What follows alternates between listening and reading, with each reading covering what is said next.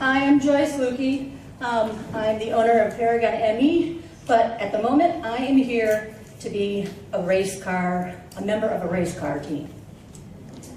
Picture it, 2015, a great American road trip, a 5,000-mile vacation. The marriage survived. So he says, let's do it again for cash prizes. This is not just a race of speed, it's just the opposite. It's a test of staying on course, pushing a team's ability to follow one's precise instructions and endurance of their classic cars. Avoiding interstates, the route opts for scenic local, county, and state highways covering 2,300 miles. For us, including driving from and back home, we cover 6,000 miles. In 2018, cars years ranged from 1910 to 1972. Racer years ranged from 86 to 16. Entrants are the famous and wealthy, retirees, professional racers, well-funded corporate teams, and then there was us. As rookies, we are one of 120 cars entered. Our team drives a 1965 Rambler Ambassador convertible. Mind you, no electronics of any kind are allowed. No GPS, phones, computers, not even paper maps. With no support team trailing behind us, 2/3 of our trunk are replacement parts, tools, water, oil, and a lot of prayers. The race is like a small town of 5,000 or 500 plus people traveling cross country. 120 teams means 240 racers plus all of their support staff and a small army of race officials. Each day is one stage of the race.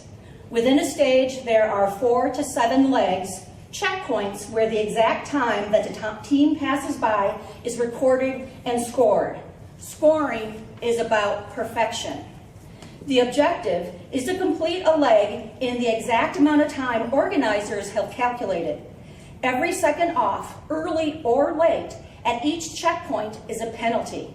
You want the perfect score of 0.00 seconds per leg. Ace stickers are given out if you score a perfect leg and are highly coveted. What makes perfection so difficult? Instructions assume you start and stop, slow down, speed up in an instant. The team constantly calculates adjustments to speeds and times to account for those transitions. Squealing tires and terrifying leaning turns are common. Each morning, the teams receive instructions that includes every turn, speed change, stop and start that must be made, typically 220 to 250 per day.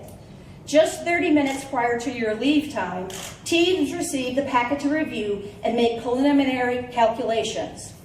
Up at 5 a.m. to pack and check out, you leave the hotel for an hour's transit leg to get to the day's actual starting line.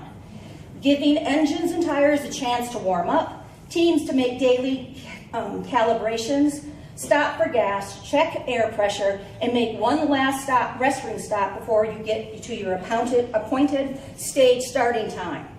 You'll race about 8 hours a day, not including transit, those non-scored legs. Every stage ends in a new town. Once at the hotel, you check in, unpack, make needed repairs to your car, and likely help someone with theirs. If lucky, you are in bed by 10 p.m. At meal stops, we are welcomed by thousands of car enthusiasts, rain or shine. Around our arrival, towns organize festivals, concerts, fireworks, with local dignitaries like mayors and governors greeting us. People line the route in towns and along rural country roads, clapping, waving flags, cheering, and the occasional shout of, "Nice car!" We began to feel like rock stars and became quite adept at our parade wave. You'll experience amazing sportsmanship on the course, even if it means damaging your own car or blowing your day's score. Racers stop and help when someone is in trouble. And then back on the road to continue competing. The same is true at the hotel. Extra hands make sure every car possible is back on the road in the morning. Mechanic shops often open their stores overnight to help teams get back on the road, and often at no charge. 88 cars made it to Halifax. Despite growls, tears, yelling, and brief periods of "I'm not speaking to you," we are still married.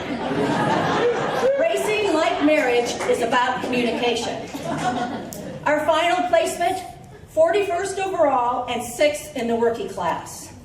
Every moment of joy and sorrow, victory and devastation are shared with those 500 plus people. We are now a part of an amazing family of enthusiasts, and finances willing, we look forward to reuniting with many of them now as a sportsman division team during the 2020 Great Race.